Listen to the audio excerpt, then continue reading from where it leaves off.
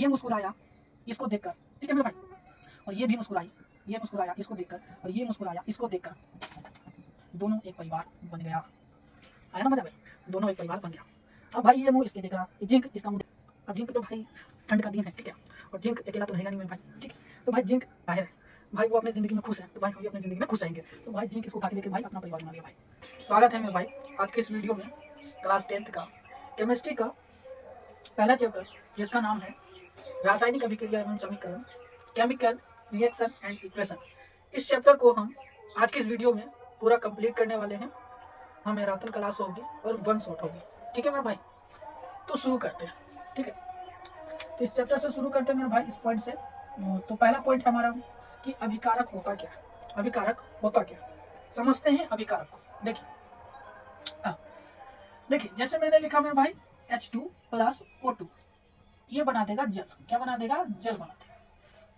मैंने एक रिएक्शन लिखा है H2 + O2, मतलब हाइड्रोजन ऑक्सीजन के साथ मिलकर जल बन रहा है। क्या बन रहा है मेरे भाई, जल बन रहा है। देखिए जल बनने के लिए कौन कौन लोग भाग ले रहा है, जल बनने के लिए कौन कौन लोग भाग ले रहा है, तो बोलेंगे कि सर जल बनने के लिए हाइड्रोजन भी भाग ले रहा है और ऑक्सीजन भी भाग ले रहा है। मतलब ये जो रासायनिक अभिक्रिया हो रही है हाइड्रोजन और ऑक्सीजन के बीच, इसमें जो जल का निर्माण हो रहा है उसमें कौन कौन लोग भाग ले रहे हैं, मतलब कौन कौन सा पदार्थ भाग ले रहा है, तो बोलेंगे सर हाइड्रोजन भी भाग ले रहा है और ऑक्सीजन भी भाग ले रहा है। तो सुनिए, रासायनिक अभिक्रिया में, रासायनिक अभिक्रिया में जो पदार्थ भाग लेता है, रासायनिक अभिक्रिया में जो पदार्थ भाग लेता है उसे ही बोलते हैं अभिकारक। क्या बोलते हैं, अभिकारक बोलते हैं।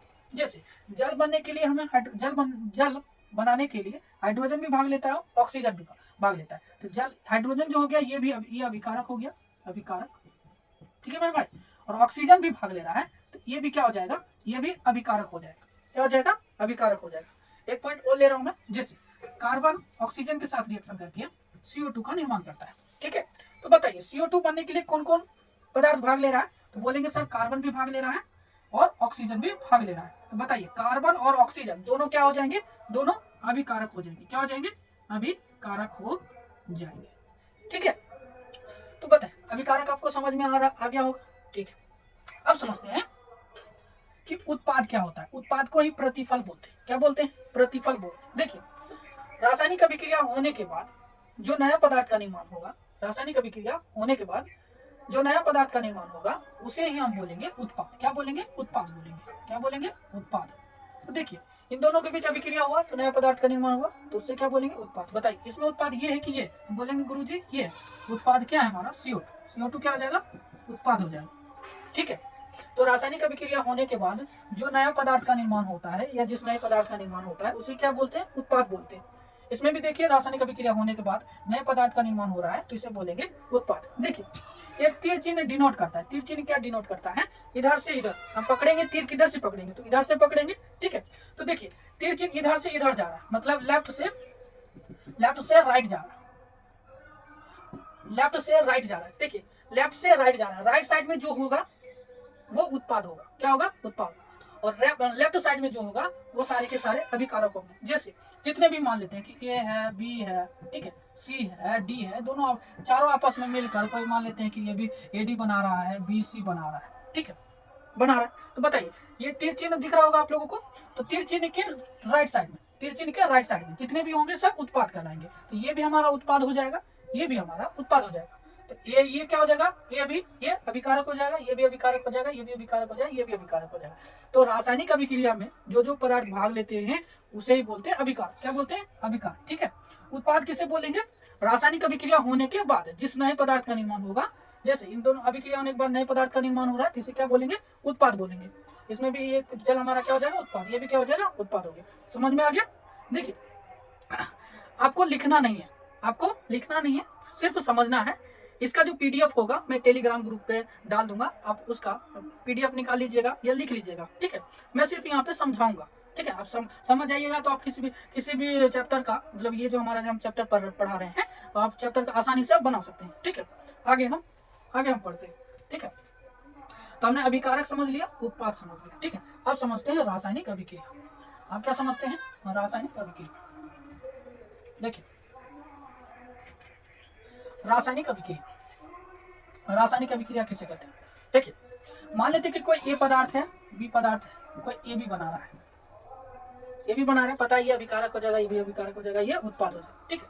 या कोई हो सकता है कि ए हो, बी हो, सी हो, ठीक है, बन रहा होगा, ए बी बन रहा होगा, ए बी सी बन रहा होगा। या मान लेते कि कोई ए बी सी होगा, मान लेते हैं कि ए बी बन रहा होगा प्लस सी बन रहा होगा, ठीक, ऐसा भी हो सकता है। क्या ऐसा हो सकता है, मान लेते हैं कि कोई ए बी होगा, ये टूट कर ए बना रहा होगा, बी में टूट गया होगा, ठीक है। तीसरा कंडीशन क्या, ये पहला कंडीशन, दूसरा, ये तीसरा, ये चौथा, ये पांचवा। ऐसा हो सकता है कि कोई ए बी सी हो, ये अलग अलग टूट जाता हो, ए बी और सी में क्या होता है, टूट जाता हो। ऐसा भी हो सकता है कोई छठा, कोई ए बी सी हो, ठीक है, टूट जाता होगा, ए बी प्लस सी में टूट जाता होगा। या ऐसे भी हो सकता है, या ए सी प्लस बी में टूट जाता होगा, या कुछ भी टूट जाता होगा, ठीक है मेरे भाई। तो देखिए रासायनिक अभिक्रिया की परिभाषा आप समझते हैं।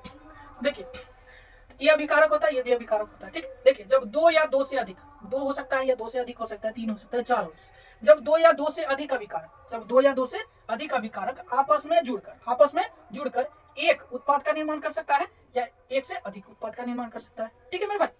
जब दो या दो से अधिक पदार्थ आपस में जुड़कर एक या एक से अधिक उत्पाद का निर्माण करता है, या एक अभिकारक, ये अभिकारक, ठीक है, तिरछी के इधर लेफ्ट साइड में जो होगा जितने भी पदार्थ होंगे वो अभिकारक होंगे।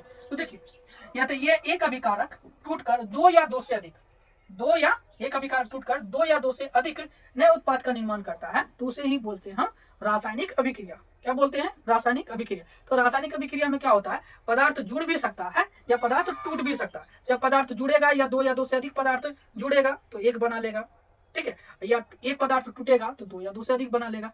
तो क्या मैंने बताया कि जब दो या दो से अधिक पदार्थ आपस में जुड़कर एक नए पदार्थ का निर्माण करता है, या एक अभिकारक टूटकर दो या दो से अधिक उत्पाद का निर्माण करता है, तो उसे ही बोलते हैं रासायनिक अभिक्रिया। क्या बोलते हैं, रासायनिक अभिक्रिया। नहीं समझ में आया होगा तो फिर से समझ लीजिए।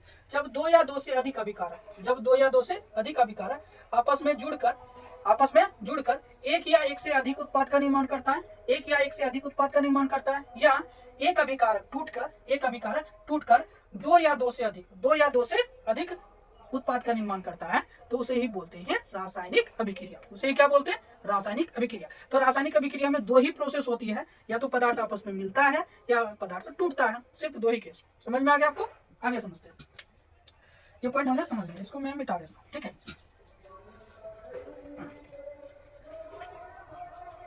देखिए अब समझते हैं कि रासायनिक समीकरण क्या है। रासायनिक समीकरण क्या होता है, देखिए अगर मुझे जल बनाना होगा, क्या बनाना होगा, जल, तो मैं लिखूंगा हाइड्रोजन। क्या लिखूंगा, हाइड्रोजन को ऑक्सीजन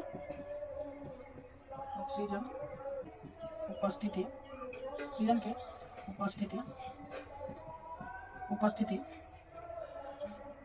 में जलाने पर जल का निर्माण होता, ठीक है। ये मैंने पूरा इतनी बड़ी लाइन लिखी, लेकिन इसकी जरूरत है ही नहीं। इसके स्थान पर आ गया है रासायनिक समीकरण। क्या है, रासायनिक समीकरण आ गया। देखिए इसी को हम लिख सकते हैं, हाइड्रोजन को, इसी को, ये जो लाइन लिखा हुआ है इसको लिख सकते हैं हाइड्रोजन प्लस ऑक्सीजन, ये बन रहा है जल। क्या बन रहा है, जल बन रहा है, ठीक है, मतलब H2O।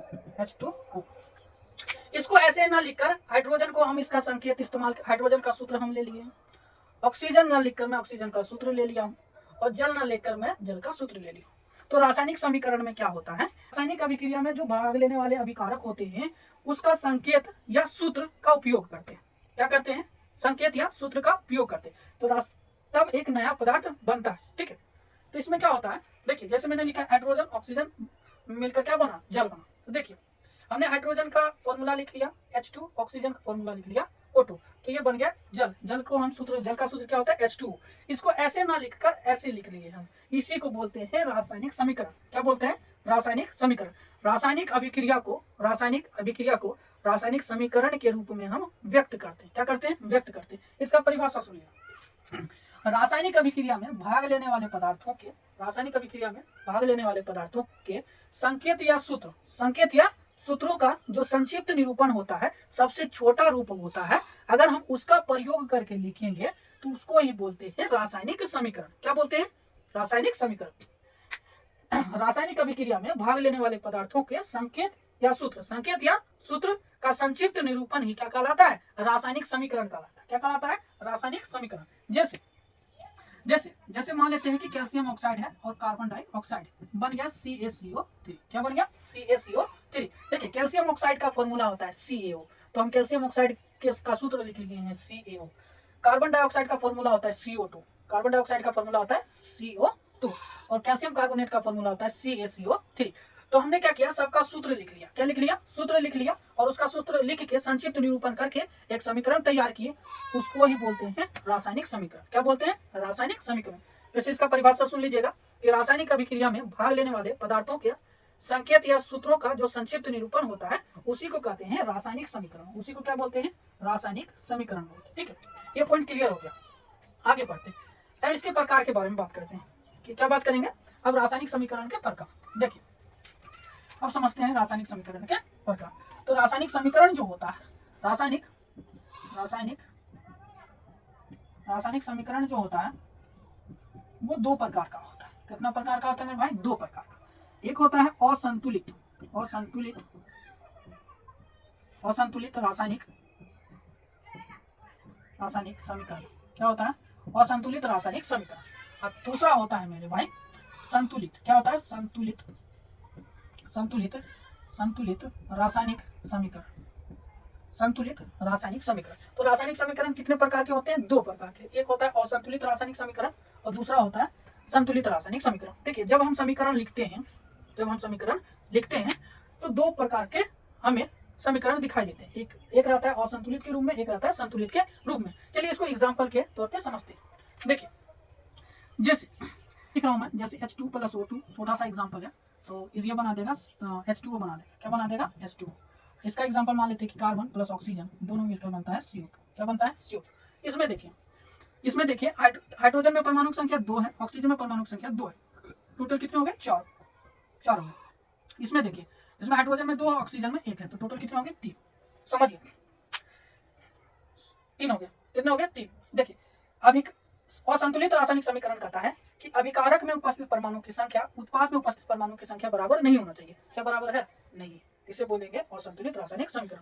इसमें कहता है कि बराबर होना चाहिए। अभिकारक में परमाणु की संख्या उत्पाद में परमाणु की संख्या बराबर होना चाहिए। कार्बन में परमाणु संख्या कितनी है, 1। ऑक्सीजन कितना है, 2। टोटल कितने होंगे, 3। कार्बन डाइऑक्साइड की अगर मैं बात करूं तो बताइए, कार्बन में 1 है, ऑक्सीजन 2 है, तो टोटल कितने होंगे, टोटल हो गए 3। कितने हो गए, 3। देखिए इसमें अभिकारक में परमाणु की संख्या और उत्पाद में परमाणु की संख्या क्या है, बराबर। क्या है, बराबर। तो समझिए रासायनिक समीकरण में अभिकारक में परमाणु की संख्या और उत्पाद में परमाणु की संख्या अगर समान नहीं है तो उसे बोलेंगे असंतुलित रासायनिक समीकरण। यदि और अभिकारक में उपस्थित परमाणु की संख्या और उत्पाद में उपस्थित परमाणु की संख्या अगर समान है तो उसे बोलेंगे संतुलित रासायनिक समीकरण। ठीक है, कुछ समीकरण मैं लिख रहा हूँ, को बताना है कि कौन सा क्या रासायनिक समीकरण संतुलित है या नहीं। ठीक है, तो सुन लीजिए इसको परिभाषा अगर आप लोगों को लिखना है तो कैसे लिखेंगे, देखेंगे वैसा रासायनिक समीकरण जिसमें अभिकारक में उपस्थित परमाणु की संख्या उत्पाद में उपस्थित परमाणु की संख्या अगर समान है तो उसे बोलेंगे संतुलित रासायनिक समीकरण। ठीक है, और अगर असंतुलित रासायनिक समीकरण का परिभाषा लिखना हो तो लिखेंगे वैसा रासायनिक समीकरण जिसमें अभिकारक में उपस्थित परमाणु की संख्या उत्पाद में उपस्थित परमाणु की संख्या समान अगर नहीं है तो उसे क्या बोलेंगे, असंतुलित रासायनिक समीकरण बोलेंगे। ठीक है, कुछ समीकरण लिख रहा हूं मैं, आपको बताना है कि ये संतुलित है कि नहीं है। ठीक है, समझिए जैसे मैंने लिखा ठीक है, कॉपर सल्फेट। आपको बताना है कि ये संतुलित है कि नहीं है, संतुलित है कि नहीं, आपको बताना है। ठीक है, दूसरा क्वेश्चन ले लेते हैं।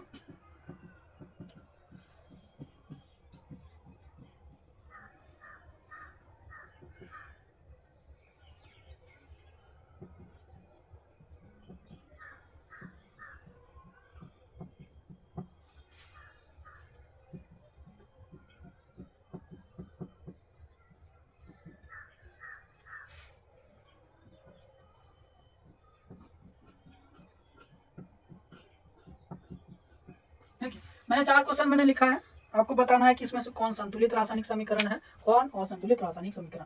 देखिए इसको समझते हैं।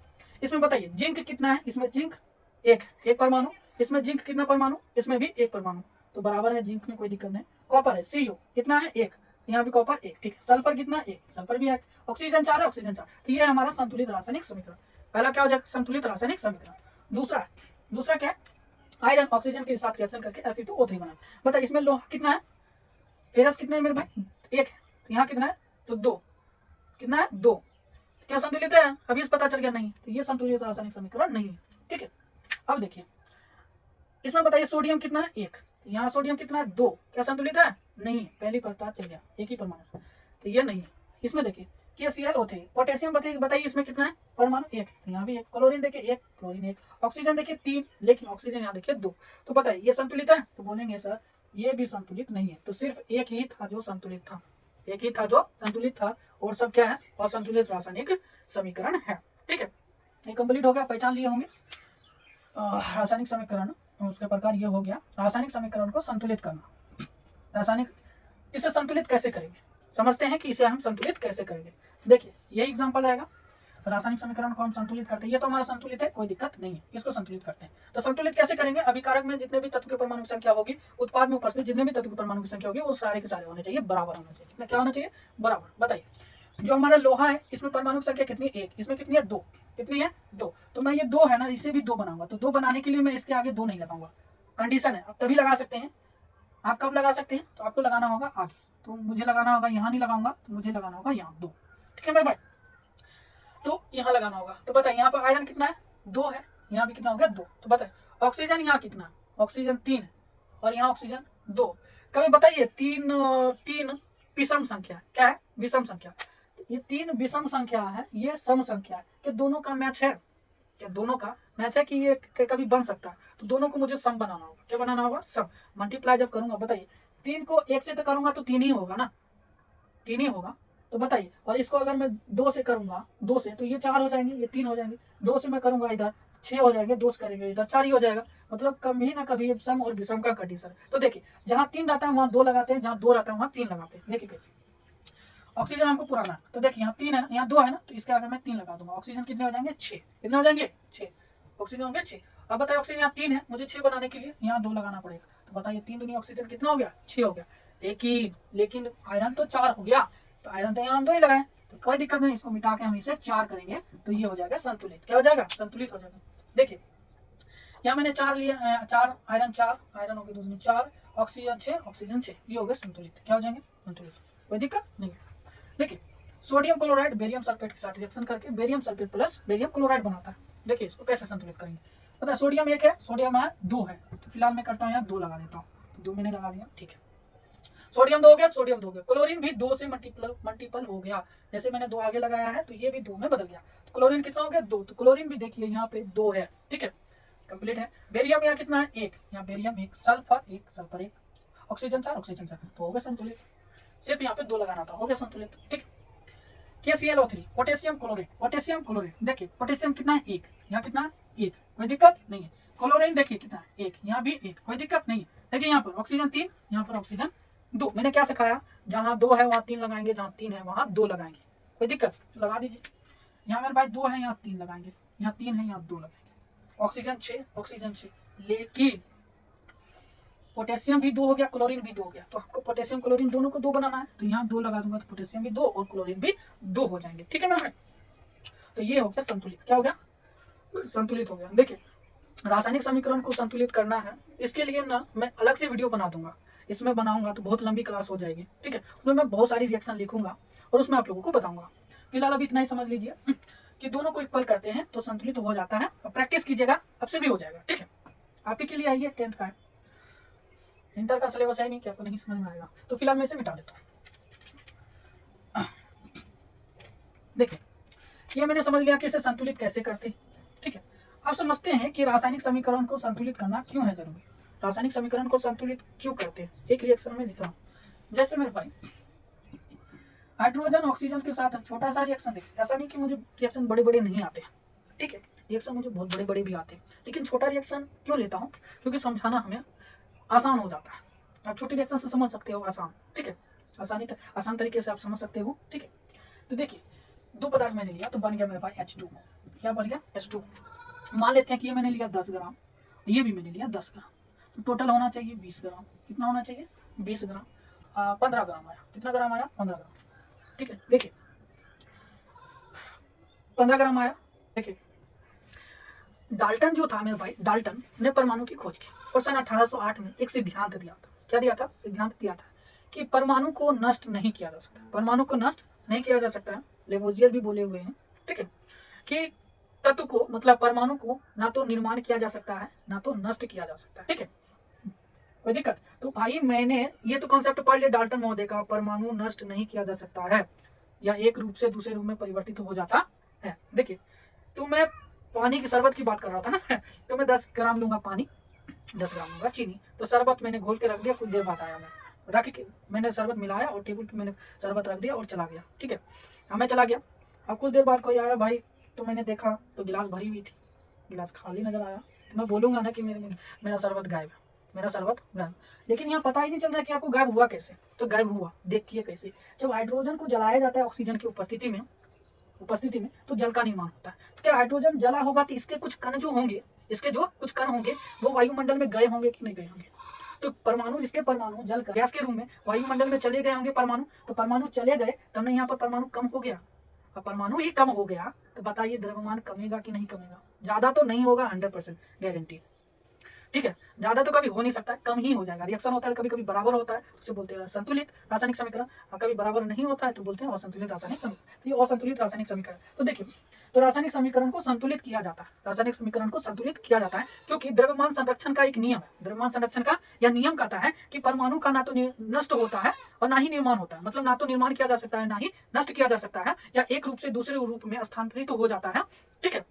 तो इसी सिद्धांत के आधार पर हम रासायनिक समीकरण को संतुलित करते हैं, ठीक है। फिर से समझ लीजिएगा कि द्रव्यमान संरक्षण के नियम के अनुसार, द्रव्यमान संरक्षण के नियम के अनुसार रासायनिक अभिक्रिया में भाग लेने वाले पदार्थों को ना तो निर्माण किया जा सकता है और ना ही नष्ट किया जा सकता है, अर्थात यह एक रूप से दूसरे रूप में परिवर्तित हो जाता है। इसीलिए रासायनिक समीकरण को संतुलित करना आवश्यक है, ठीक है मेरे भाई। चलिए, इसीलिए संतुलित करते हैं, इसीलिए यहाँ पर दो है ऑक्सीजन 2 है, तो यहाँ पर 2 लगा देते हैं, यहाँ पर 2 लगा देते हैं, हो गया संतुलित, ठीक है। कोई दिक्कत? समझ में आ गया आपको कि द्रव्यमान संरक्षण का नियम कहता है, क्या कहता है? द्रव्यमान संरक्षण का नियम, द्रव्यमान संरक्षण का, द्रव्यमान संरक्षण के नियम के अनुसार, ठीक है मेरे भाई। चलिए, तो रासायनिक समीकरण को संतुलित करना क्यों जरूरी है? क्योंकि द्रव्यमान संरक्षण के नियम के अनुसार रासायनिक अभिक्रिया में भाग लेने वाले पदार्थों का ना तो निर्माण किया जा सकता है और ना ही नष्ट किया जा सकता है, इसीलिए हम इसको संतुलित करना जरूरी होता है। चलिए, ये तो हो गई मेरे भाई क्लियर, ठीक है। अब समझते हैं कुछ महत्वपूर्ण रासायनिक अभिक्रिया। क्या समझते हैं? कुछ महत्वपूर्ण रासायनिक अभिक्रिया। तो देखिए, कुछ महत्वपूर्ण रासायनिक अभिक्रिया समझते हैं। तो पहला हमारा है संयोजन अभिक्रिया। पहला कौन है? संयोजन अभिक्रिया। संयोजन अभिक्रिया देखिए एग्जांपल से समझते हैं, जैसे कार्बन ऑक्सीजन के साथ रिएक्ट करके CO2 बना, ठीक है।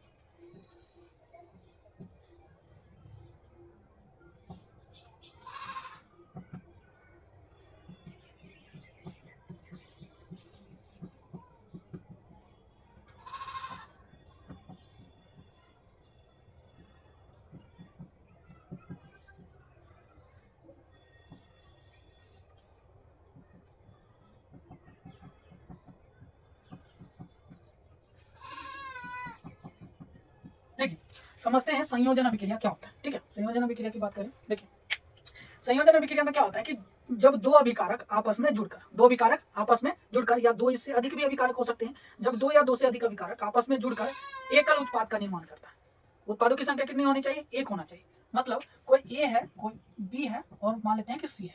यहाँ जो अभिकारक कितनी है? 3, लेकिन उत्पाद जो बनना चाहिए वो एक ही बनना चाहिए। कितना बनना चाहिए?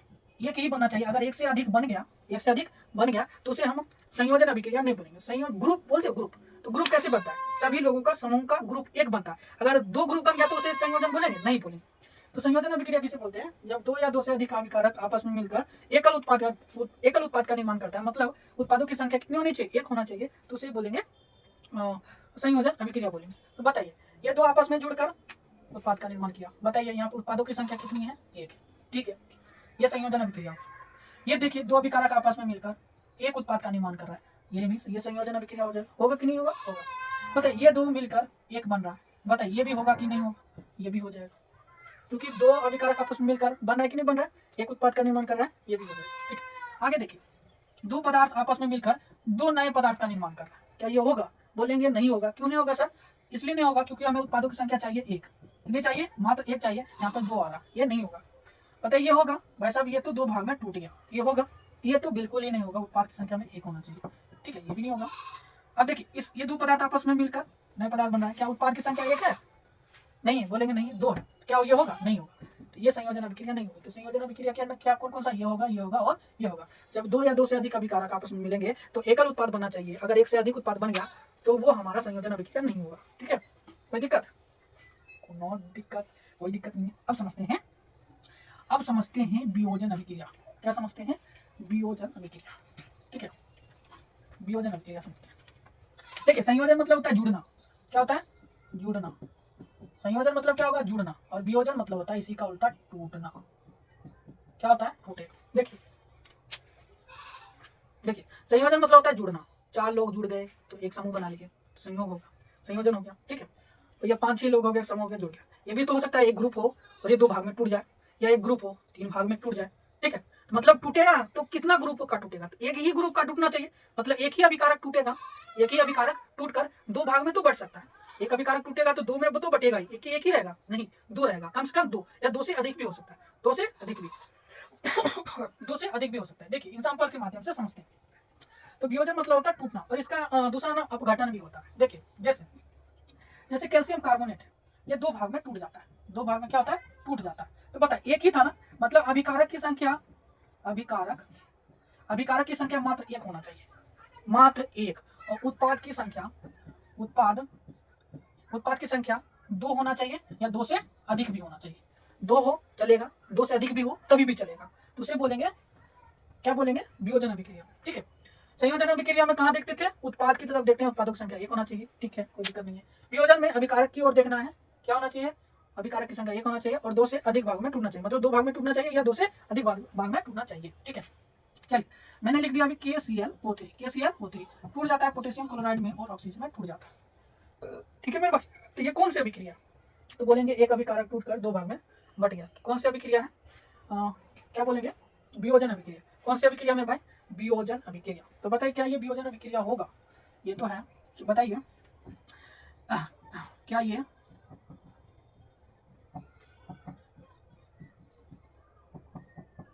बताइए क्या ये वियोजन अभिक्रिया होगा? क्या ये वियोजन अभिक्रिया होगा? तो बोलेंगे होगा। काहे होगा मेरे भाई? काहे होगा? तो बताइए एक अभिकारक टूटकर दो भाग में बट गया, ये कौन सी अभिक्रिया हो जाएगा? तो ये हो जाएगा मेरे भाई वियोजन अभिक्रिया। क्या हो जाएगा? वियोजन अभिक्रिया हो जाएगा। ठीक है, एक एग्जांपल और देता हूं मैं,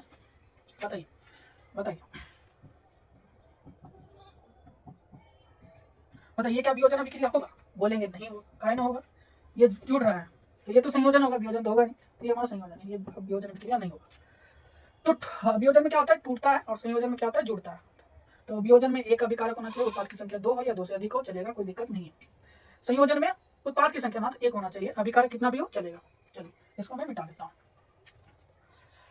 चलिए मैं आगे समझते हैं विस्थापन अभिक्रिया। क्या समझते हैं? विस्थापन अभिक्रिया। अब आया मेरे भाई विस्थापन अभिक्रिया। कभी देखा है कि पति पत्नी आपस में रह रहे हैं, लेकिन जब क्या होता है दोनों के बीच प्यार कम होने लगता है, तो लड़कियां क्या है अपने पति को छोड़कर किसी दूसरे आदमी के साथ रिलेशन बना लेती है। ठीक है, और पति को छोड़ देती है, फिर धोखा दे देती है, ऐसा ही करती है। तो यही रिएक्शन है मेरे भाई विस्थापन। एग्जाम्पल के माध्यम से समझते हैं। देखिए विस्थापन अभिक्रिया। ठीक है, ये पढ़ रहे हैं विस्थापन, सॉरी ये रहा विस्थापन। ठीक है, देखिए क्या होता है, मान लेते हैं कि कोई ए नाम का व्यक्ति है, मान लेते हैं कि ए बी नाम का कोई व्यक्ति है, दोनों रह रहे हैं। ठीक है, ए नाम का कोई व्यक्ति, बी नाम का कोई व्यक्ति, दोनों आपस में रिलेशन बना के रह रहे हैं। लेकिन जैसे एक तीसरी लोगों का एंट्री होता है, ए क्या करता है भाई? सी के साथ मिल जाता है और बी को छोड़ देता है अकेला। इसी को कहते हैं मेरे भाई विस्थापन अभिक्रिया। क्या बोलते हैं? विस्थापन अभिक्रिया। ठीक है, एग्जाम्पल के माध्यम से समझते हैं रिएक्शन कैसा हो सकता है। देखिए जैसे मेरे भाई जिंक है, ठीक है, और कॉपर सल्फेट रिएक्शन करेगा तो ZnSO4 बना लेगा और कॉपर को विस्थापित कर देगा। तो देखिए जिंक भाई साहब अकेला आया किसी के फैमिली में रहने के लिए। अब इसके मन में क्या है मुझे क्या पता यार, आगे देखते हैं तो पता चलेगा। कॉपर सल्फेट दो व्यक्ति है मेरे भाई, कॉपर, ठीक है, दो व्यक्ति है मेरे भाई, ठीक है, कॉपर है और सल्फेट, कॉपर है और सल्फेट। जिसके ऊपर माइनस लगा होता है ना उसे हम फीमेल कहते हैं। क्या कहते हैं मेरे भाई? फीमेल। जिसके ऊपर प्लस लगा होता है तो मतलब मेल, ऐसे समझ सकते हो, ठीक है। तो देखिए ये पुरुष आया किसी के फैमिली में, कॉपर सल्फेट। तो बताए जिंक क्या किया, इस सल्फेट के साथ मिलकर एक अपना परिवार बना लिया भाई। और मेरे भाई कॉपर को क्या कर दिया, अलग कर दिया। बोलता है कि भाई अब तुम अलग ही रहो तो ठीक है, अलग ही रहो तो ठीक है। ऐसी धोखाधड़ी हो रही है, ठीक है। चलिए आगे हम समझते हैं। मान लेते हैं कोई व्यक्ति N है, सोडियम, ठीक है मेरे भाई। अब ये क्या होता है, देख क्या कर रहा है भाई, क्या कर रहा है तू, धोखा पे धोखा दे रहा है ना। हाँ भाई धोखा पे धोखा दे रहा है। सोडियम गया भाई इसके साथ, पूरा बेरियम क्लोराइड के साथ। भाई आप मेरे अपने घर में रख लो। हाँ, इसे क्या पता था, बेरियम को क्या पता था कि ये धोखा देगा भाई, मेरी पत्नी धोखा देगी। ये इसके साथ मिल गया, ये इसके साथ मिल गया और बेरियम को क्या किया, धोखा दे दिया। बेरियम की क्या कसूर थी, आगे पढ़ेंगे अगला चैप्टर में। बेरियम की क्या कसूर थी कि इसका स्थान ले लिया, आगे पढ़ेंगे, ठीक है। चलिए आगे आगे समझते हैं। मान लेते जिंक है और plus barium sulphate, barium sulphate, ये रिएक्शन करके बना लिया ZnSO4 प्लस बेरियम को क्या किया, विस्थापित कर दिया। अब भाई जिंक आया बेरियम सल्फेट के बीच इंटरफेयर करने के लिए।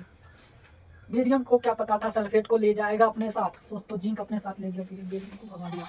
इसे बोलते हैं विस्थापन अभिक्रिया। क्या दुख भरी हो रही है ना, मजा तो अब आएगा मेरे भाई, मजा तो अब आएगा। देखो अब अगली रिएक्शन करते हैं। अगली रिएक्शन देखिए, अगली रिएक्शन देखो, अगली रिएक्शन में समझाता हूँ आप लोगों को, मजा आएगा। देखो पढ़ने में मजा आएगा। देखो द्वि विस्थापन अभिक्रिया क्या है, इसे बोलते हैं मेरे भाई उभय विस्थापन। मैं एक बार लिख देता हूँ मेरे भाई, द्वि विस्थापन अभिक्रिया,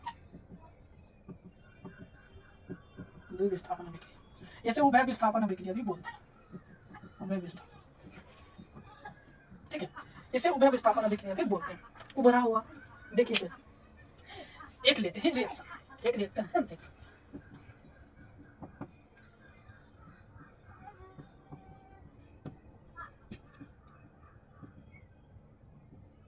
देखिए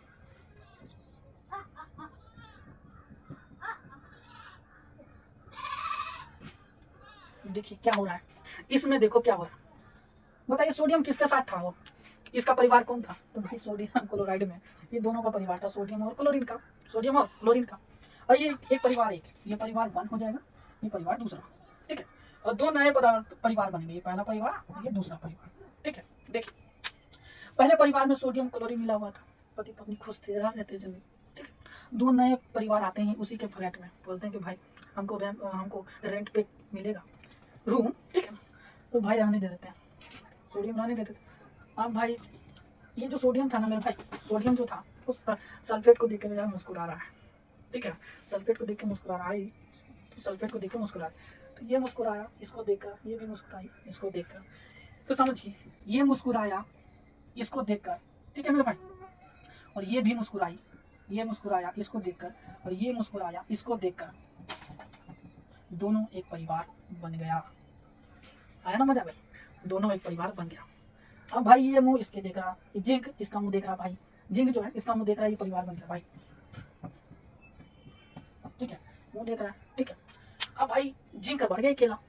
अब जिंक तो भाई ठंड का दिन है, ठीक है, और जिंक अकेला तो रहेगा नहीं मेरे भाई, ठीक है। तो भाई जिंक अब इसकी तरफ देखेगा, क्लोरीन की तरफ, तो लेके भाग गया भाई वो।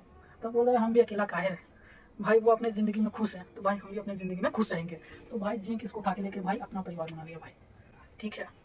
इसमें दुखी नहीं होता है, दोनों दोनों आपस में चेंज कर लेते हैं तो दोनों को खुशी मिलती है।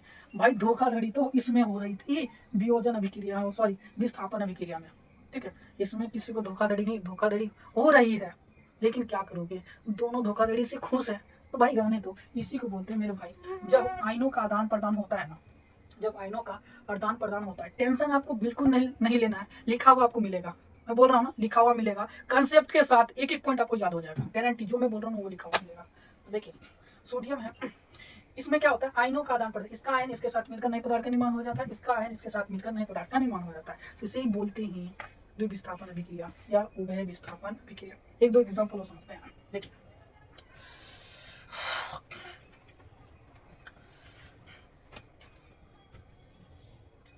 जैसे देखिए, जैसे NaCl लेते हैं और लेते हैं मेरे भाई ZnCl ZnSO4 ले लेते हैं। NaCl ले लिया मैंने, ZnSO4 ले लिया, ठीक है मेरे भाई।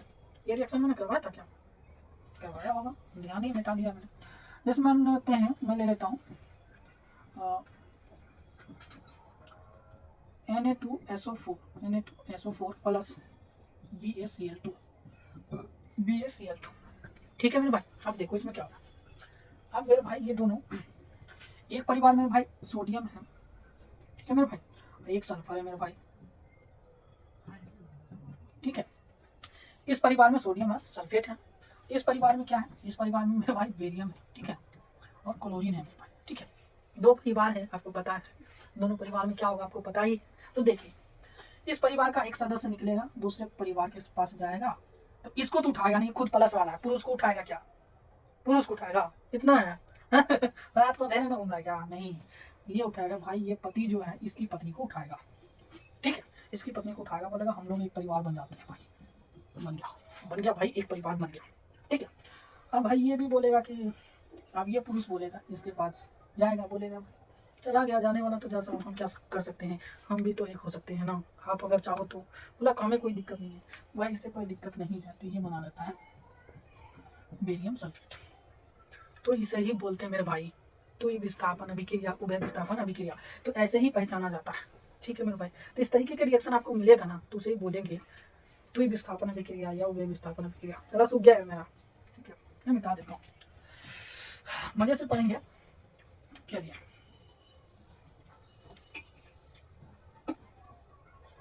चलिए मेरा ये हो गया।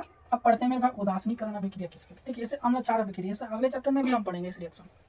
बोलेंगे भाई उदासीनीकरण अभिक्रिया क्या है, उदासीनीकरण, ठीक है। उदासीनीकरण मतलब क्या, सब फीका हो जाए, फीका हो जाए भाई, स्वाद ही ना हो, तो उसे ही बोलते हैं उदासीनीकरण अभिक्रिया। क्या है उदासीन, एग्जाम्पल तो समझते हैं। जैसे मेरे भाई NaOH प्लस HCl बना लेगा NaCl प्लस H2O। आपको पता है इस रिएक्शन में आपको ध्यान क्या रखना है, कहीं भी जल दिखे, रिएक्शन में दो पदार्थ आपस में मिलेंगे, एक पदार्थ जल होना चाहिए, एक पदार्थ क्या होना चाहिए, जल होना चाहिए। अगर जल दिखा तो डायरेक्ट बोल देंगे ये उदासीनीकरण अभिक्रिया। कौन अभिक्रिया, उदासीनीकरण अभिक्रिया। बोले कि सर बहुत सारे रिएक्शन में जल निकलता है, तो इसमें क्या खासियत बात है। इसमें देखिए जल का आपको पता होगा, जल का पीएच मान कितना होता है, जल का पीएच मान 7 होता है। और पता है सोरेनसन ने एक पीएच स्केल बनाया था, अगर 7 पीएच वाले मान जो होते हैं वो उदासीन होते हैं। क्या होते हैं, उदासीन। तो इसका पीएच मान कितना होता है मेरे भाई, 7। तो ये उदासीन पदार्थ है, इसका मतलब जल क्या है, उदासीन है, मतलब इसका कोई स्वाद ही ना है, हाँ है ना स्वाद। लेकिन जो नमक है ना मेरे भाई, वो भी एक उदासीन पदार्थ है। क्या है, उदासीन पदार्थ है, इसका भी पीएच मान 7 के आसपास है। क्या है, तो 7 के आसपास। जो उदासीन पदार्थ होते हैं उसे लवण कहते हैं। क्या कहते हैं, लवण। क्या कहते हैं, लवण। और इस रिएक्शन में क्या होता है, कोई अम्ल होता है, क्या होता है, कोई अम्ल और कोई क्षारक। क्या है, क्षारक। कोई अम्ल या इसे भी बोलते हैं भस्म। क्या बोलते हैं, भस्म बोलते हैं।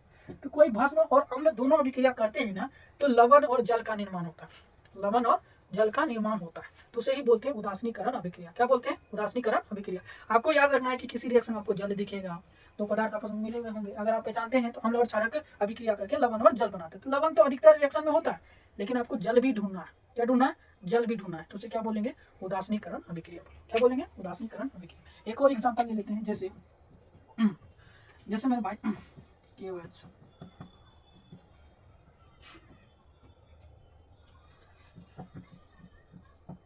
ठीक है। तो बताइए ये बन जाएगा, क्या आपको जल नजर आ रहा है, देखो लवण तो ये है क्षारक, पोटेशियम हाइड्रोक्साइड, ये हाइड्रोक्लोरिक अम्ल, ठीक है, हाइड्रोक्लोरिक अम्ल, ये लवण बना रहा है, पोटेशियम सल्फेट, और जल बना रहा है। तो किसी भी रिएक्शन में आपको जल दिखेगा तो समझ जाना है कि ये उदासीनीकरण अभिक्रिया है। कौन सी अभिक्रिया है, उदासीन। उदासीन हो, जल हो, जो स्वाद ही ना हो, तो उसे बोलते हैं उदासीनीकरण अभिक्रिया। ठीक है, ठीक है, समझ में आ गया है। एक और रिएक्शन लिखोगे, एक और रिएक्शन देख लेते हैं, ठीक है। आपको बताना है कौन अभिक्रिया है। तो कोई बोलेगा सर ये भी तो क्या उदासीन करना अभिक्रिया है, जल बन रहा है भाई, ये उदासीन करना किया, लवण भी बनना चाहिए, लवण और जल दोनों बनना चाहिए, ठीक। तो लवण भी ये नहीं है। चलिए अब समझते हैं अवक्षेपण अभिक्रिया। अवक्षेप समझते हो? मैं तो कहता हूँ जूठा, क्या है ना, जैसे कोई खाया, खा के छोड़ दिया, वही जूठा खाना, कोई दूसरा खाएगा तो क्या क्या उसे जूठा नहीं बोलेंगे? जूठा बोले। इसे ही बोलते हैं मेरे भाई अवक्षेपण। क्या बोलते हैं? अवक्षेपण। समझते हैं? देखिए, मैंने पानी लाया और मैंने चीनी को मिलाया, पानी और चीनी को मिलाया, दोनों को मिलाया, क्या चीनी में अशुद्धि नहीं हो? अगर मान लेते हैं कि मिलाने के बाद कुछ ऐसे कंकड़ पत्थर होंगे जो हमारे गिलास के पेंदी में जम गए होंगे, ठीक है, तो इसका मतलब क्या है? उसमें अशुद्धि हुआ होगा चीनी में। अब तो वो नहीं घुल सकता ना, वो कंकड़ पत्थर घुलेगा नहीं? घुलेगा। तो वही कंकड़ पत्थर जो गिलास की पेंदी में जम गया है ना, गिलास की पेंदी में जम गया है, वही है हमारा कौन सा अभिक्रिया? अवक्षेपण अभिक्रिया। कौन सा अभिक्रिया? अवक्षेपण। कोई दिक्कत? एग्जाम्पल के माध्यम से समझेंगे, जैसे जैसे समझेंगे, जैसे मान लेते कि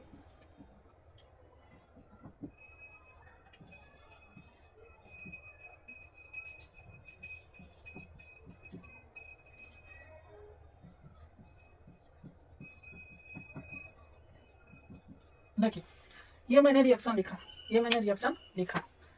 बेरियम क्लोराइड, इसमें जल नहीं बन रहा है, पता है आप लोगों को, द्विविस्थापन अभिक्रिया। हाँ भाई है, द्विविस्थापन अभिक्रिया भी है, दोनों इंटरचेंज करें, ये भी है, लेकिन अवक्षेपण भी है, ठीक है। कैसे है देखो, ये दोनों मिलते हैं ना, जब सोडियम क्लोराइड को बेरियम सल्फेट के साथ मिलाते हैं तो बेरियम सल्फेट का एक अवक्षेप प्राप्त होता है। क्या होता है? अवक्षेप।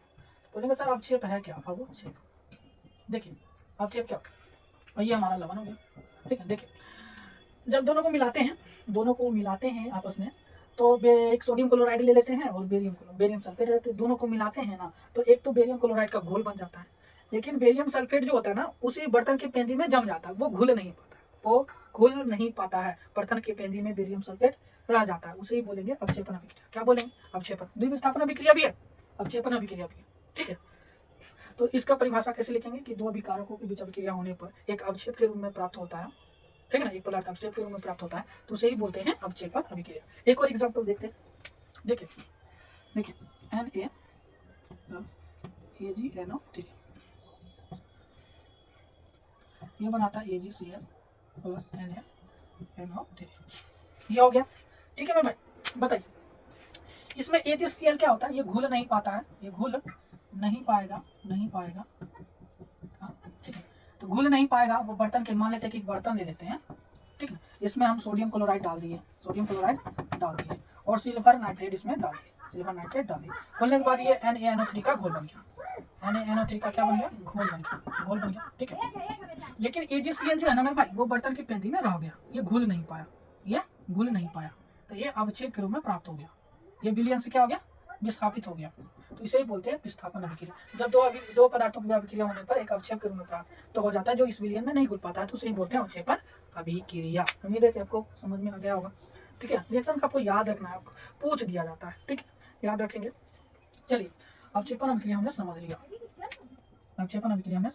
अब समझते हैं ऊष्माक्षेपी मतलब ऊष्मा निकलना, ऊष्मा उत्सर्जित होना, ऊष्मा क्या होना मेरे भाई? उत्सर्जित होना, ऊष्मा निकलना, उसी को बोलते हैं ऊष्माक्षेपी अभिक्रिया, ठीक है। देखिए, एग्जाम्पल के माध्यम से समझते हैं।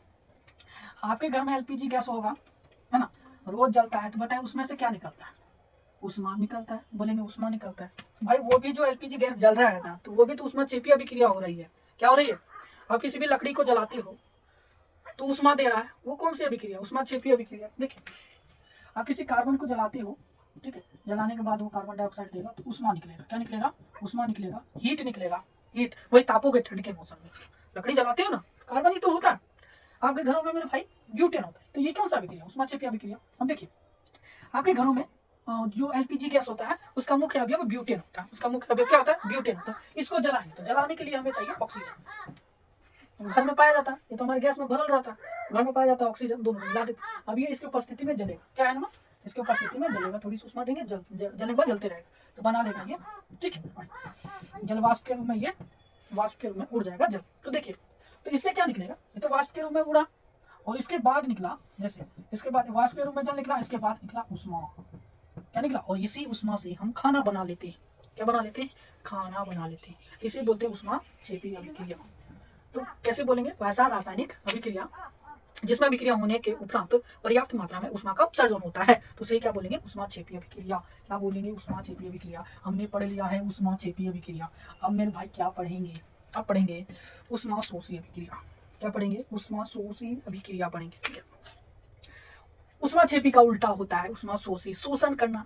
शोषण करना मतलब क्या भाई, हमारा पूरा गैस जल गया लेकिन तोहर खाना ना पकलवा, हमारा पूरा गैस खत्म हो गई लेकिन तोहर पार्टी ना खत्म हुई मतलब तुम्हारा पदार्थ जला नहीं, उष्मा खत्म हो गया, ठीक है। मतलब उष्मा दे रहे हैं तो चल रहा है, उष्मा देना बंद कर देंगे वो प्रोसेस होना बंद हो जाएगी।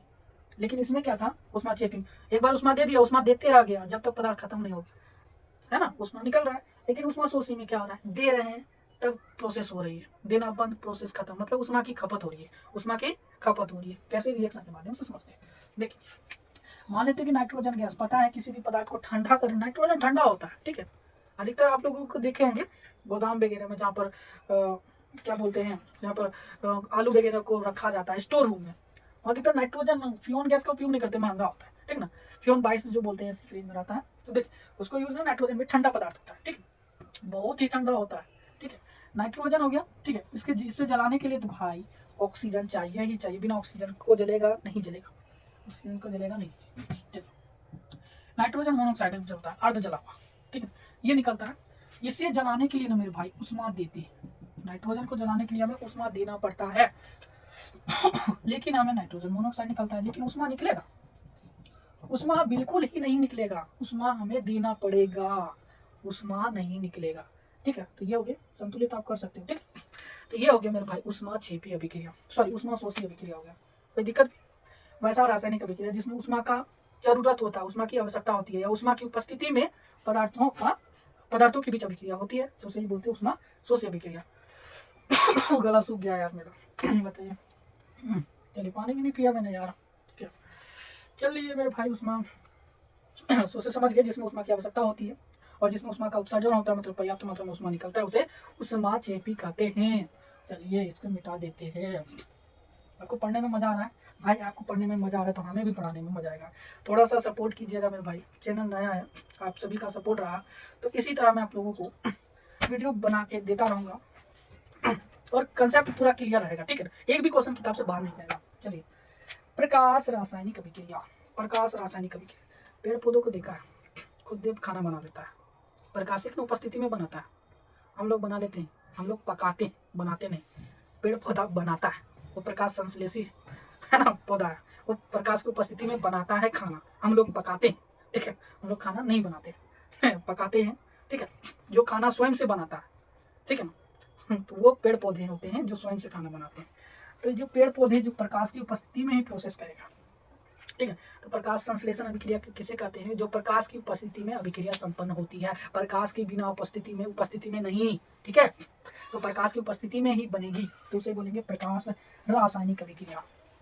बेस्ट क्या देना है तो हमें एग्जाम्पल से समझता है। देखिए आप सभी को पता है पेड़ पौधे हैं, तो भाई ये सूर्य, इससे निकल रही है प्रकाश, ठीक है, सनलाइट, तब इसमें पत्तियों में पाए जाते हैं छिद्र, जिसे रंध्र बोलते हैं, रंध्र खुलता है बंद होता है, ऑक्सीडेशन होता है इसमें, ठीक है। तो प्रकाश संश्लेषण होता है, तो प्रकाश संश्लेषण दिन में ही होता है, पता है ना, कि आपको पता होगा कि रात के समय पेड़ के नीचे नहीं सोना चाहिए, पीपल के नीचे नहीं सोना चाहिए। क्यों नहीं सोना चाहिए भाई, रात के मौसम में पेड़ पौधे जो होते हैं वो भी ऑक्सीजन ही ग्रहण करते हैं, ठीक है ना, और CO2 छोड़ते हैं। दिन के समय प्रकाश संश्लेषण होता है, जब प्रकाश होता है। एक और क्वेश्चन, प्रकाश संश्लेषण किसमें अधिक होगा, तो लाल प्रकाश में, किसमें होगा, लाल प्रकाश में प्रकाश संश्लेषण की प्रक्रिया अधिक होगी। चलिए तो क्वेश्चन बात की बात, रिएक्शन समझते हैं भाई, रिएक्शन। पेड़ पौधे मुझे यार बनाना कुछ नहीं आता है, पता नहीं मैं आप लोगों को बायोलॉजी कैसे फिगर बनाऊंगा, ठीक है, फिगर बनाऊंगा देख लेंगे, ठीक है, फिगर पहले ही बना लिया करेंगे, ठीक है, समझाने में आसानी होगी। प्रकाश, आपको पता है कि जो हमारा CO2, पेड़ पौधे क्या करते हैं भाई, बिना CO2 हम छोड़ते हैं, CO2 पेड़ पौधा बोलते हैं लाओ भाई लाओ, तुम छोड़ दे, तुम्हारा गंदगी को साफ करना तो मेरा ही काम है, लाओ हमें जरूरत है CO2 का। हम बोलते हैं लो ना भाई, कितना चाहिए, जनसंख्या बढ़ रही है, पेड़ पौधे तुम्हारी संख्या तो घट रही है, कट रही है, हम ही लोग तो बढ़ रहे हैं, हमारे कार्बन डाइऑक्साइड तो बहुत सारे, जितना चाहिए ले लो। तो जितनी आवश्यकता उतना ही लेता है कार्बन डाइऑक्साइड से, चलो ठीक है। नमी, जड़ के नमी से जल लेता है, क्या लेता है, जल, H2O लेता है, ठीक है, ले लिया, ठीक। उसके बाद आप लोगों को पता है प्रकाश चाहिए, क्या चाहिए मेरे भाई, प्रकाश, सनलाइट, क्या चाहिए, सनलाइट चाहिए। ठीक है, क्या चाहिए? सनलाइट, प्रकाश। और पेड़ पौधों के पत्तियों में रहता है क्लोरोप्लास्ट। क्या रहता है? क्लोरोप्लास्ट। क्लोरोप्लास्ट में रहता है क्लोरोफिल। Chlorophyll, chlorophyll, chlorophyll. इसकी उपस्थिति में क्या बनाता है? खाना, जिसे बोलते हैं ग्लूकोज। और ये ग्लूकोज पाया कहाँ जाता है? हमारे फलों में। वही फल हम खा लेते हैं तो हमें एनर्जी मिलती है, ग्लूकोज। तो बना लेता है मेरे भाई C6H12O6 बना लेता है। ठीक है मेरे भाई, ग्लूकोज बना लेगा। और जितना बना लेगा ठीक है, बना लिया, ठीक है, ग्लूकोज बना लिया। चलिए, उसके बाद मेरे भाई हमारे लिए ऑक्सीजन छोड़ देगा। हमारे लिए क्या छोड़ देगा? ऑक्सीजन। ठीक। और जितना मेरे भाई जल चाहिए वो ले लेगा, और अधिक जल हो जाएगा वाष्प के रूप में उड़ा देगा। वाष्प के रूप में क्या करेगा? उड़ा देगा। तो ये प्रोसेस होती है प्रकाश संश्लेषण अभिक्रिया। ठीक है, प्रकाश संश्लेषण अभिक्रिया। तो जब कोई अभिक्रिया प्रकाश की उपस्थिति में संपन्न होता है तो उसे बोलते हैं प्रकाश रासायनिक अभिक्रिया। कोई दिक्कत है समझने में? चलिए, ये प्रोसेस हो गई। बैलेंस कर लीजिएगा, ये एक चैप्टर में लाऊंगा आपके लिए, संतुलित करने वाला। ठीक है, चलिए एक और एग्जांपल देखते हैं। आपको पता है कि अवक्षेप पदार्थ बना था अवक्षेपण अभिक्रिया में। कहाँ गए अवक्षेपण अभिक्रिया में? एक पदार्थ बना था सिल्वर क्लोराइड AgCl। पता है, इस पर आप प्रकाश दीजिएगा ना, प्रकाश दीजिएगा तो इसमें से सिल्वर अलग हो जाएगा। इसकी में उपस्थित जो क्लोरीन गैस होता है वो मेरे भाई अलग हो जाता है। प्रकाश की उपस्थिति में अगर आप सिल्वर क्लोराइड को रखते हैं तो इसमें क्लोरीन गैस जो होता है, पीला कलर जो होता है, सिल्वर का पीला कलर, वो गायब हो जाता है। ठीक है मेरे भाई, तो ये कौन सी अभिक्रिया है? तो ये है मेरे भाई प्रकाश रासायनिक अभिक्रिया। कहीं भी प्रकाश दिखे, प्रकाश रासायनिक अभिक्रिया। कहीं भी प्रकाश दिखे तो प्रकाश रासायनिक अभिक्रिया। ठीक है, कोई दिक्कत नहीं, समझ गए हैं? समझ गए। चलिए, प्रकाश रासायनिक अभिक्रिया हो गया। एक और छूट रहा है, एक और अभिक्रिया छूट रहा है मेरे भाई, विद्युत अपघटन अभिक्रिया। विद्युत अपघटन। अपघटन मतलब तो पता है आपको, टूटना होता है। अपघटन मतलब टूटना होता है। विद्युत मतलब विद्युत की उपस्थिति में। प्रकाश संश्लेषण मतलब प्रकाश की उपस्थिति में। विद्युत अपघटन मतलब विद्युत की उपस्थिति में प्रोसेस होगी। ठीक है, देखिए आपको पता है जल पीने वाला जल तो हम लोग पीते हैं, चापाकल से पानी पीते हैं। इसमें दो मॉलिक्यूल, एक हाइड्रोजन है, एक ऑक्सीजन है। चलिए, अब पानी को बाल्टी में भर लो और इसमें 2 वायर घुसा दो। बाल्टी, ठीक है, प्लास्टिक का लेना, मेटल का नहीं लेना। ठीक है, तो ये है मेरे भाई जल H2O। ठीक है, इसमें जल है। और एक पाइपिंग सॉकेट लेना है, कैसे बनता है? ठीक है, तार लेना है, 2 रॉड ले लेना है। ठीक है, रॉड लेने के बाद एक वायर इससे एनोड को, एक कैथोड को, एक प्लस को, एक माइनस को जोड़ देना है। ठीक है, ये मेरा जल। तो ये विद्युत की उपस्थिति में, ठीक है मेरे भाई, हाइड्रोजन और ऑक्सीजन में टूट जाता है। हाइड्रोजन और ऑक्सीजन में क्या होता है? टूट जाता है। तो इसे बोलते हैं विद्युत अपघटन अभिक्रिया। क्या बोलते हैं? विद्युत अपघटन अभिक्रिया। कहीं भी विद्युत दिखे तो विद्युत अपघटन अभिक्रिया। कोई दिक्कत? टूट रहा है तो अपघटन, टूटा मतलब अपघटन। इसकी उपस्थिति में, विद्युत की उपस्थिति में विद्युत अपघटन अभिक्रिया। एक और रिएक्शन देखते हैं, मिटा दे इसको, क्या है? चलिए मिटा देते हैं। अगला क्वेश्चन, अगला देखिए, जैसे मान लेते हैं कि नमक NaCl। अब इसमें डालोगे विद्युत। क्या डालोगे मेरे भाई? विद्युत। तो ये सोडियम Na प्लस Cl- पर टूट जाता है। 2 आयनों में क्या हो जाएगा? विभक्त हो जाएगा। ठीक है, कहीं भी विद्युत दिखे तो कौन सा अभिक्रिया? विद्युत अपघटन अभिक्रिया। अपघटन मतलब टूटना, विद्युत अपघटन अभिक्रिया। ठीक है, कोई दिक्कत भी है? कोई दिक्कत है? ऐसा रिएक्शन दिखेगा तो कौन सी अभिक्रिया? तो विद्युत अपघटन अभिक्रिया। ठीक है, चलिए विद्युत अपघटन हो गया। अब चलते हैं ऑक्सीकरण अभिक्रिया, ऑक्सीडेशन। देखा है आप लोग खाना खाते हो तो खाना ऐसे ही पच जाता है क्या? तो खाना खाते हो ना तो आप ऑक्सीजन लेते हो तो अंदर में ऑक्सीडेशन होता है। तो ऑक्सीजन की उपस्थिति में खाना टूटता है, तब ग्लूकोज बनता है। जब टूटता है तो ग्लूकोज बनता है। और ग्लूकोज जब बन जाता है, ग्लूकोज हमारे शरीर में बन जाता है, तो ऑक्सीजन जो हम सांस लेते हैं, ऑक्सीजन, ठीक है, तो वो ग्लूकोज के साथ रिएक्शन करेगा तो वो टूट जाता है। तो CO2 में, और हमें कार्बन डाइऑक्साइड और हमें ऊष्मा देती है। तो बताइए, भोजन का पचना कौन सी अभिक्रिया? ऑक्सीकरण अभिक्रिया। सांस लेना, ऑक्सीकरण अभिक्रिया। ठीक है, चलिए इसको रिएक्शन के माध्यम से समझते हैं।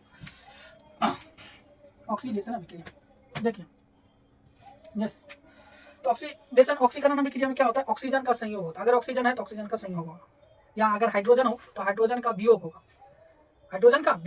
अगर ऑक्सीजन नहीं है तो हाइड्रोजन है तो हाइड्रोजन का वियोग होगा, मतलब हाइड्रोजन का ह्रास होगा। अगर ऑक्सीजन है तो ऑक्सीजन का संयोग होगा। तो 2 प्रोसेस होती है, ऑक्सीजन रहेगा तो ऑक्सीजन का संयोग होगा, हाइड्रोजन होगा तो हाइड्रोजन का वियोग होगा। इसे एग्जाम्पल के माध्यम से समझते हैं। देखिए, जैसे जैसे मेरे भाई कॉपर है, ऑक्सीजन के साथ रिएक्शन करके कॉपर ऑक्साइड बना लिया। क्या बना लिया? Copper oxide. कॉपर ऑक्साइड बताइए, यहाँ पर ऑक्सीजन का क्या हुआ? संयोग।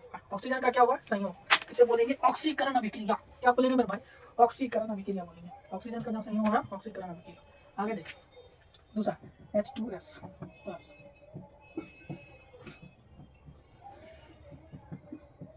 देखिए इसमें क्या हो रहा है, इसमें क्या हो रहा है? सल्फर में, सल्फर देखिए, सल्फर में हाइड्रोजन है, जी हाँ है, लेकिन अब सल्फर में हाइड्रोजन है, बोलेंगे नहीं है सर, बोलेंगे नहीं है सर, सल्फर में हाइड्रोजन अब नहीं है, तो हाइड्रोजन का ह्रास हो रहा है ना, तो ये भी ऑक्सीकरण अभिक्रिया। या तो ऑक्सीजन होगा तो उसका संयोग होना चाहिए, हाइड्रोजन होगा तो उसको हरासमेंट होना चाहिए, मतलब ह्रास होना चाहिए, तो ये भी हमारा क्या हो जाएगा? संयोजन अभिक्रिया हो जाएगा। क्या हो जाएगा? संयोजन अभिक्रिया हो जाएगा। कोई दिक्कत? आप समझते हैं, ये हो जाएगा संयोजन, ये भी हो जाएगा संयोजन अभिक्रिया, मतलब ऑक्सीकरण। ठीक है, अब समझते हैं। संयोग ऑक्सीकरण अभिक्रिया को ही उपचयन अभिक्रिया बोलते हैं, मैंने लिख दिया है, समझ आएगा। अवकरण मतलब होता है, अवकरण को बोलते हैं, इसी का दूसरा नाम होता है अपचयन अभिक्रिया। क्या होता है? अपचयन अभिक्रिया। तो देखिए इसमें हाइड्रोजन का संयोग होगा, इसमें क्या होगा? हाइड्रोजन का संयोग होगा और ऑक्सीजन का ह्रास होगा। ऑक्सीजन का क्या होगा? ह्रास होगा, तो उसे क्या बोलेंगे? ऑक्सीकरण अभिक्रिया। या ऑक्सीजन का ह्रास होगा, ठीक है, या तो ऑक्सीजन का ह्रास होगा, अगर हाइड्रोजन है तो वो संयोग होगा, ऑक्सीजन है तो ह्रास होगा, बस इसका उल्टा होता है। ठीक है, इसे रिएक्शन के माध्यम से समझते हैं। देखिए देखिए जैसे मान लेते हैं कि copper oxide, copper oxide reaction करके मेरे भाई मान लेते हैं H2, ठीक है, ये बना लिया कॉपर प्लस H2।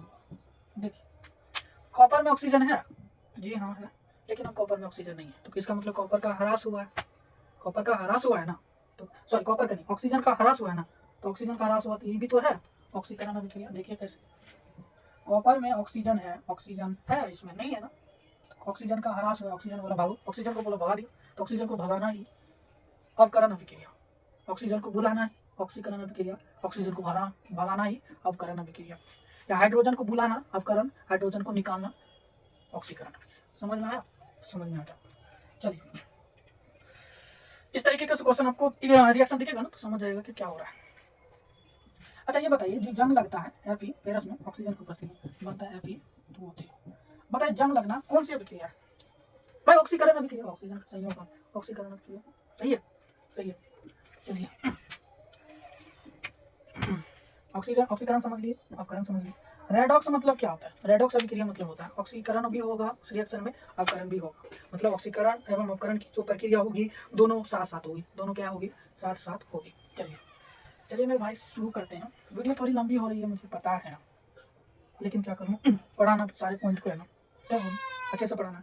पता है रेडॉक्स अभिक्रिया, इस चैप्टर को पढ़ाने के बाद ना आप सारे क्वेश्चन आप बना लीजिएगा, गारंटी। ठीक है, रेडॉक्स अभिक्रिया देखिए ऑक्सीकरण भी होगा अवकरण भी होगा। देखिए जैसे मैंने जिंक ले लिया और कॉपर सल्फेट, कोई बोलेगा सर ये तो धोखाधड़ी वाला क्वेश्चन है, कि धोखा देके भाग गया, धोखा देके भाग गया है ना। जी हाँ भाई भाई वही धोखाधड़ी वाला क्वेश्चन है, धोखाधड़ी वाला क्वेश्चन है। ठीक है, ये धोखा दे दिया। देखिए इस ये तो विस्थापन अभिक्रिया है मानता हूँ, लेकिन एक और अभिक्रिया यहाँ समझते हैं। देखिए जिंक अकेला है, जिंक अकेला है लेकिन अकेला नहीं रहेगा। देखिए जिंक अकेला है ना, लेकिन जिंक के साथ ऑक्सीजन आ गया, तो बताइए जिंक ऑक्सीजन को बुला लिया, ऑक्सीजन आओ, ऑक्सीजन आओ, तो जिंक पर ऑक्सीजन आओ, तो बताइए ऑक्सीजन को बुला लिया तो कौन सा अभिक्रिया? ऑक्सीकरण। ठीक है, कोई दिक्कत? अब देखो कॉपर में ऑक्सीजन है, बोलेंगे है सर कॉपर में ऑक्सीजन है, कॉपर सल्फेट में कॉपर, बताइए ऑक्सीजन है कि नहीं है? कॉपर भाई साहब ऑक्सीजन को लेके बैठा कि नहीं? अब लेकिन कॉपर में ऑक्सीजन है, बोल भाग, क्या बोल रहा है? बोला कि तू भाग जाओ, भाग जा, तो हम तो रखे ना रखा, एक कॉपर बोला हम तो रखे ना रखा, थोड़ा सा दुश्मनी में आ यार, तो कॉपर क्या क्या ऑक्सीजन को भगा दिया, कॉपर ऑक्सीजन को भगा दिया। तो यहाँ जो प्रोसेस हो रही है ना मेरे भाई, ठीक है, यहाँ जो प्रोसेस हो रही है वो अवकरण हो रही है, अवकरण, ऑक्सीजन को निकाल के बाहर फेंकता है। तो बताइए कौन सी अभिक्रिया होगी? बताइए जल्दी, ये होगी मेरे भाई, अवकरण भी हो रहा है ऑक्सीकरण भी हो रहा है, मतलब ऑक्सीकरण और अवकरण दोनों साथ साथ हो रहे हैं, तो उसे बोलेंगे रेडॉक्स अभिक्रिया। क्या बोलेंगे? रेडॉक्स अभिक्रिया। पहचान लीजिएगा, जी हाँ, गला बैठ गया मेरा पढ़ाते पढ़ाते। चलिए देखिए होता क्या है कि जब हम क्लास ऑफलाइन पढ़ाते हैं तो ठीक है हम बोल देते हैं, लेकिन अकेला क्या बोलेंगे, किसके सामने बोलेंगे? ऑनलाइन पढ़ा रहे हैं, ठीक, थोड़ा मुश्किल हो जाता है पढ़ाना, लेकिन कोई बात नहीं, आदत बन जाएगी। बच्चों के सामने पढ़ाते थे तो तभी पहले आदत नहीं बनी हुई थी, तो आदत बन गई है। आज अकेला मैं पढ़ा रहा हूँ तो वो भी आदत बन देंगे। तुम थे, तुम नहीं थे तो भी अच्छा था, तुम हो तो भी अच्छा है, अगर तुम नहीं भी रहोगे तो भी अच्छा हो ही जाएगा। चलिए, तो भाई रेडॉक्स अभिक्रिया हम समझ लिए हैं, रेडॉक्स अभिक्रिया। ठीक है, आप क्या समझते हैं, देखिए समझते हैं अभिक्रिया का प्रभाव। अभिक्रिया का प्रभाव मतलब रासायनिक अभिक्रिया का प्रभाव क्या क्या होगा। संक्षारण, मैंने जस्ट आप लोगों को अभी बताया था, आप किसी भी लोहा को, ठीक है, आप ऑक्सीजन की उपस्थिति में रख दो, ठीक है मेरे भाई, ठीक है, ऑक्सीजन की उपस्थिति में रखो या नमी की उपस्थिति में रखो, ठीक है। जब किसी भी धातु को ना, कोई ये तो लोहा ले लिया, मैं कॉपर ले लेता हूँ, मैं ले लेता हूँ कॉपर। सबसे अच्छा एग्जाम आपके एग्जाम में पूछा जाता है मैग्नीशियम रिबन, ठीक है। अब क्या एनसीईआरटी में क्वेश्चन है कि मैग्नीशियम रिबन को जलाने से पहले उसे साफ क्यों किया जाता है, तो बताइए। तो आपको पता होगा कि मैग्नीशियम रिबन को जब खुली वायु या नमी की उपस्थिति में रखते हैं तो अपने ऊपर एक ऑक्साइड की परत जमा लेता है, ऑक्साइड की परत जमा लेता है जो जलने में अवरोध उत्पन्न करता है, तो उसे सही से खींचते हैं, ठीक है, तो उसे साफ कर दिया जाता है, उसके बाद जलाया जाता है तो जल जाता है। चलिए, तो देखिए जब किसी भी पदार्थ धातु को ऑक्सीजन या नमी की उपस्थिति में, ऑक्सीजन या नमी की उपस्थिति में रखा जाता है तो धातु उस ऑक्सीजन या नमी से अभिक्रिया करके अपने ऊपर एक पतली परत चढ़ा लेती है जिसे जंग कहते हैं। क्या कहते हैं मेरे भाई, जंग। देखता है ना कि लोग खरीद के लाते हैं नया, लेकिन हो जाता है पुराना। घर वाली तो नहीं, पुरानी नहीं बोलना समझा कि तुमको लाए थे पहले तो बड़ी सुंदर लग रही थी, लेकिन अब सुंदर नहीं लग रही है, क्या कर रही हो भाई, मार देगी जान से, ठीक है, सही बता रहा हूँ, ये बात नहीं बोलनी है। चलिए, रिएक्शन हो गया। तो जब किसी भी धातु को खुली वायु या नमी की उपस्थिति में छोड़ दिया जाता है, ठीक है, छोड़ दिया जाता है तो वह धातु ऑक्सीजन या वायुमंडल में उपस्थित नमी से अभिक्रिया करके अपने ऊपर एक पतली परत चढ़ा लेती है जिसे जंग कहते हैं, और ये पूरी प्रक्रिया को संचालन करते हैं। आपको लिखा हुआ मिलेगा, मैं बता रहा हूँ ना, टेलीग्राम ज्वाइन कर लीजिएगा, ठीक है, मेरा टेलीग्राम, मैं बता दूंगा नाम, टेलीग्राम चैनल का नाम क्या है, ठीक है। तो उस प्रक्रिया को कहते हैं संचारण, ठीक है, समझ में आ गया होगा संचारण। जब धातु या क्रियाशील पदार्थ को खुली वायु या नमी की उपस्थिति में छोड़ दिया जाता है तो ऑक्सीजन या नमी से अभिक्रिया करके एक अपने ऊपर पतली परत चढ़ा लेती है जिसे जंग कहते हैं, या पूरी प्रोसेस को संचरण कहते हैं। चलिए, संचारण में विकृत गंधिता सुना है कि कभी देखा है कि रोटी और आगे लेखन नाम सुना है कि सुबह देखे, सुबह बनाए थे, गर्मी का मौसम था, ढक के रख दिए थे इसे, उसमें महक आ रही है, और आए जाना भाई, और आए जाना तो उसमें एक विशेष प्रकार की गंध आना, फंगस उस पर लग जाता है, बदबू करने लगता है, ठीक है, क्या कहेगा, विकृत गंधिता, ठीक है मेरे भाई। जब खुली वायु की उपस्थिति में खाद्य पदार्थों को छोड़ दिया जाता है तो उसमें विशेष प्रकार की गंध आने लगती है, जिसे क्या बोलते हैं मेरे भाई, विकृत गंधिता बोलते हैं, ठीक है। देखा होगा आप लोगों ने, इसको बचाने के लिए रेफ्रिजरेटर में रखते हैं, फ्रिज वगैरह में, या ऐसे जगहों पर रखते हैं जैसे जहाँ पे ठंडा होता है, ठीक है, ठंडी जगहों पर रखा जाता है, या खाद्य पदार्थों को ढक के रखते हैं। चलिए, हमने समझ लिया विकृत गंधिता। अब समझते हैं द्रवीभूत पेट्रोलियम गैस, इसे बोलते हैं एलपीजी। क्या बोलते हैं कि लिक्विड पेट्रोलियम गैस बोलते हैं, लिक्विड मतलब द्रवित, पेट्रोल मतलब गैस, लिक्विड पेट्रोलियम गैस। देखो लिक्विड पेट्रोलियम गैस जो होता है ना, लिक्विड पेट्रोलियम गैस जो होता है वो एथेन प्रोपेन और ब्यूटेन, ठीक है ना भाई, और ब्यूटेन का मिश्रण होता है। इसमें सर्वाधिक मात्रा में ब्यूटेन मिला हुआ रहता है। हमारे घरों में जो सिलेंडर आती है एलपीजी गैस, जिस पर हम खाना पकाते हैं, उसमें एथेन भी रहता है, प्रोपेन भी रहता है और ब्यूटेन भी रहता है, ठीक है, और सर्वाधिक मात्रा में ब्यूटेन उसमें मिला हुआ रहता है। आपको पता होगा कि जो सिलेंडर आ रही है ये सारे गंधहीन पदार्थ है, मतलब इसमें कोई किसी प्रकार की गंध नहीं होती है, ठीक है।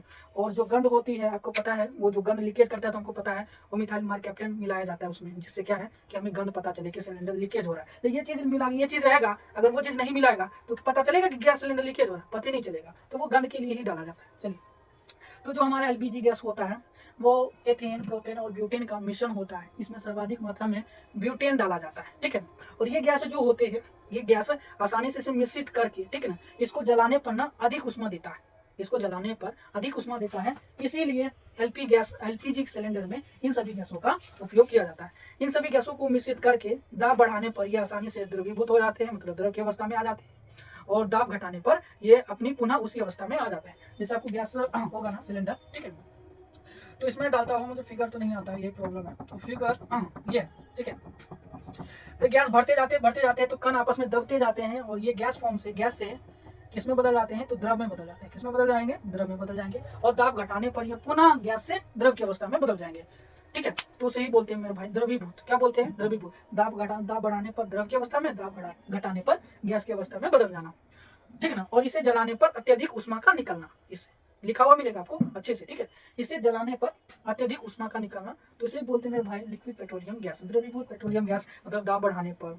आसानी से द्रवीभूत हो जाए, दाब घटाने पर ये पुनः उसी अवस्था में आ जाए। ठीक है मेरे भाई। और इसका मुख्य ये किसका मिश्रण होता है, तो एथेन, प्रोपेन और ब्यूटेन का मिश्रण होता है। सर्वाधिक मात्रा में ब्यूटेन रहता है, मतलब इसका मुख्य ब्यूटेन होता है। इसका रिएक्शन कैसे होता है वो देखते हैं, ठीक है। ठीक है, इसका रिएक्शन देखते हैं, ब्यूटेन ब्यूटेन देखते हैं। तो मेरे भाई C4H10 हो जाएगा, ठीक है। इसे जलाते हैं, ऑक्सीजन की उपस्थिति में जलाएंगे, ठीक है। तो मेरे भाई क्या बनेगा, CO2 प्लस H2O, ठीक है। ये जल वाष्प में बनेगा, जल वाष्प, ठीक है, जल वाष्प बनेगा। उसके बाद हमें देगा ऊष्मा, क्या देगा, ऊष्मा देगा। तो अत्यधिक ऊष्मा दे, इसीलिए हम ब्यूटेन डालते हैं, ठीक है। एलपीजी गैस में भरा रहता है, तो अधिक ऊष्मा दे, जिससे हम क्या बना सकते हैं, खाना पका सकते हैं। अच्छा ईंधन क्या होता है, अधिक ऊष्मा दे, ठीक है ना, उसी को अच्छा ईंधन बोलते हैं। या वैसा ईंधन जो अधिक ऊष्मा ही ना दे, खाली धुआं ही दे, क्या उसे अच्छा ईंधन बोलेंगे, बोलेंगे सर नहीं बोले। तो ये समझ जाइएगा, मेथेन ब्यूटेन है, रिएक्शन हो रहा है, तो कार्बन डाइऑक्साइड जलवाष्प, ठीक है, और ऊष्मा दे रहा है, तो इसी को क्या बोलते हैं, एलपीजी गैस का ये रिएक्शन है, कुछ नहीं बोलते, ठीक है। चलिए